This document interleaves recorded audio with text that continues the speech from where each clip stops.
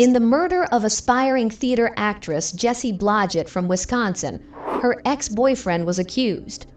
19-year-old Daniel Bartelt is charged with first-degree intentional homicide. In this video, we'll tell you what really happened. Jessie Blodgett was passionate about music. She played the piano, wrote songs, and performed in theater. 19-year-old Jessie put all her effort into helping others and making a positive impact on the world.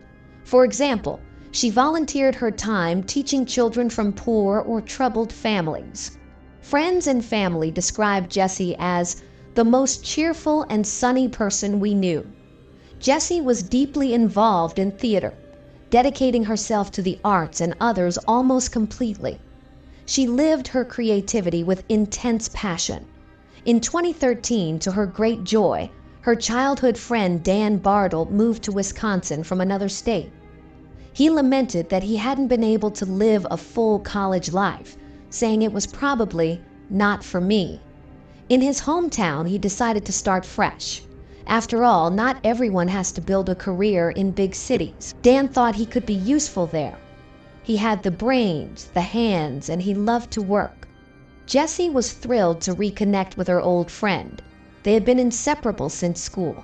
That summer, their friendship reignited with new energy. Jessie and Dan played music together and wrote songs. They even played the lead roles in 2 plays, Dan in Bye Bye Birdie and Jessie as the fiddler in Fiddler on the Roof. The premiere of the latter took place on July 14, 2013. The show was a sellout, and the actors were called back for an encore. Although Jessie seemed very happy that evening, she would later write in her diary about her concerns. "These men tried to seduce me. I'm not helpless. I recognize problems and face them without fear." Jessie even told her mother, with whom she had a close relationship, that some guests had tried to sit her on their laps and touch her. The next morning in Jessie's family began like any other. The head of the family went to work. Her mother was busy with household chores. Around noon, she noticed that the house was unusually quiet. Oh, right. Jessie was probably sleeping soundly. The previous evening had been very emotional. After the premiere, her daughter was understandably exhausted. Some time passed, and the mother decided to wake up her sleepyhead. But Jessie didn't respond. The mother even started to get annoyed that her daughter was ignoring her. She entered Jessie's room and touched her shoulder. The girl was cold and not breathing. Panicking, the mother called emergency services. The police and doctors who arrived at the scene could only confirm asphyxiation and death. The first thing the police noticed was the lack of any signs of forced entry. This indicated that Jessie knew her killer, which meant finding the perpetrator wouldn't be difficult. However, we all remember from past cases that very often neither witness testimony nor evidence helps the police, and murderers can remain at large for decades. The mother told detectives that Jessie had complained the day before about men who wanted to be intimate. The police double-checked this information. They read the murdered girl's diary and identified suspects. However, the men who were questioned were calm and cooperative with the investigation. They had alibis, and their phone records showed that they were not involved in the tragedy. Meanwhile, in a nearby town, police were searching for a perpetrator who had attacked a woman in a park. The incident occurred 3 days before Jessie's death. The victim, named Melissa, recounted that she was walking her dog when a young man with a knife ran up to her. The events unfolded rapidly. The man tackled her and attempted to stab her. However, Melissa wasn't easily intimidated. She grabbed the knife's blade and started to fight back. She managed to wrest the knife from him. The man immediately gave up and begged for mercy. Melissa allowed him to leave and then went to the nearest police station. In reality, Melissa was severely injured, but the adrenaline coursing through her gave her strength. She collected herself and calmly relayed the facts to the police. Moreover, Melissa had a clear memory of her attacker. He was a white male, at most 20 years old, about 1.88 meters tall, with light brown hair. He was wearing plaid shorts and a light-colored t-shirt. Melissa also remembered that the man got into a nearby parked vehicle and drove away. It was a dark blue minivan, specifically a Dodge Caravan. Finding this vehicle wasn't difficult. A deputy sheriff recalled seeing such a minivan in the park for several days. Checking the license plate revealed that the vehicle belonged to a married couple. However, neither the man nor the woman matched the composite sketch. But the couple had a 19-year-old son, Daniel Bartelt. The police called him on the phone, and something strange happened during the conversation. Police, where are you right now? Dan, at Jessie Blodgett's memorial service. Police, we need to talk to you. Please come to the station. Dan, okay. After this brief conversation, the detectives began to question it. After all, when most people get such a call, they usually respond with, "What's going on? Why do I need to meet with you? Why do I need to come to the station?" But this guy seemed almost prepared for the call. The detectives did some background checks.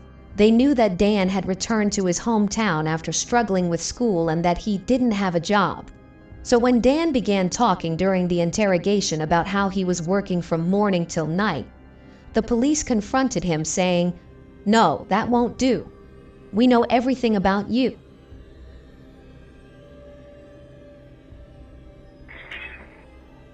Where were we at again? House in Hartford, Jessie Blodgett's house. You said the girl that just passed. Yeah, you were visiting her. I don't know. Good stab with a screw at work. And, like a carpet with my stuff around them. If we checked with your employer, would you still have your job? No. Okay. That's what I thought. How long when did you lose your job? A while ago. More lies. This just makes things worse. Nobody in their right mind would lie about hurting themselves if it happened at home. Okay. Where? Realizing he had already tripped up on 2 points, Dan confessed that he was the one who attacked Melissa in the park. What happened? Just be honest. I've gone to the park before. I've been there. And you were in your van, after your mom's van, or your gift. And you went after that girl, right? Okay. Just get someone else. So everyone else. So now, I understand it. He claimed that he had become desperately afraid of life and wanted others to feel the same fear. Not a particularly strong motive. The police collected all the evidence from the crime scene and conducted DNA analyses. Everything pointed to Dan being involved in Jessie's murder. Later, there was an identification lineup, and Melissa, without hesitation, identified Dan as her attacker. In the end, the police immediately arrested him. Daniel tried to claim that he wasn't involved in the murder and that all the evidence was fabricated. But during the interrogation, there was one crucial moment that became a turning point in the case. What was the last time you saw her? Last week, I think. What do you think happened to Jessie?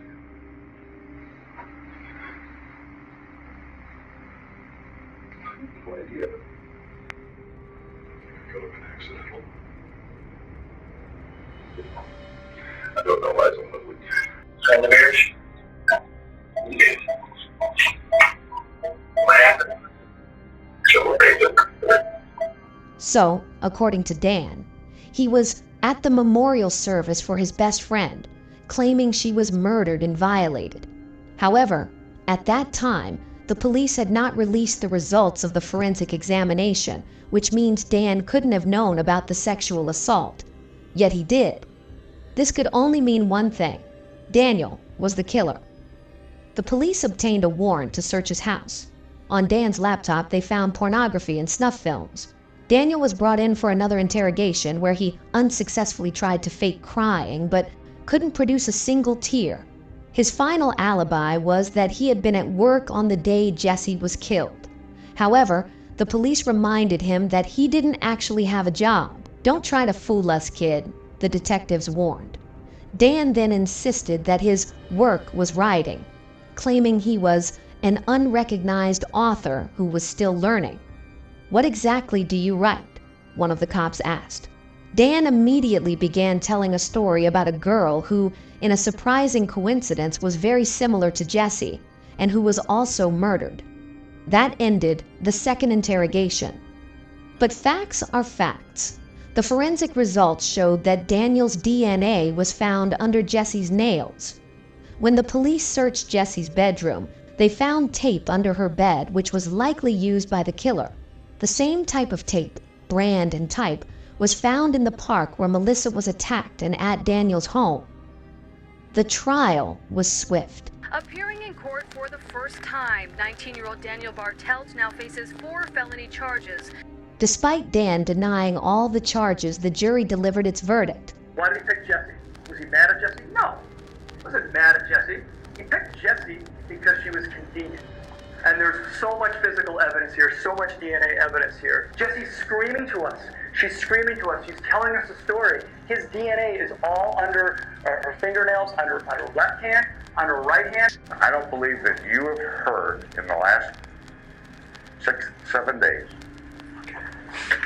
any testimony that would give you reason to believe that Dan Bartelt had any motive to cause the death of Jessie Blodgett. We find the defendant, Daniel Bartelt, guilty of first-degree intentional homicide as charged in the information.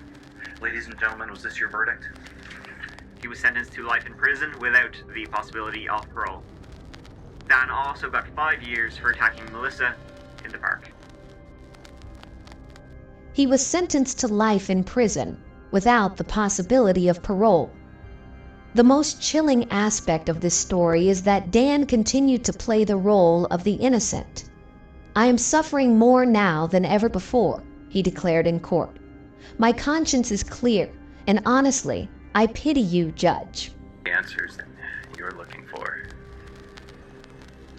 I pray for you, for all of you. And I hope that,